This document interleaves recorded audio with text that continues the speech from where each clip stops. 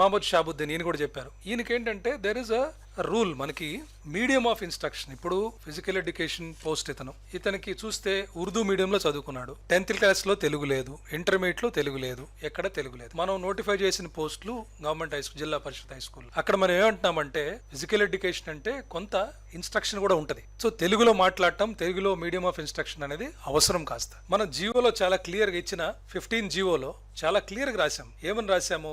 He must have studied the language concerned as first language in SSC or equivalent or in part 1 intermediate or equivalent అని clear గా ఇచ్చాం మనం. ఇది same rule has been applied to everybody. ఇక్కడ ఎవరైతే select అయ్యారో ఈ 5గురికి తెలుగు ఉండింది, ఇంకెవరికన్నా తెలుగు లేకుండా ఇచ్చామా? అలా కాదే.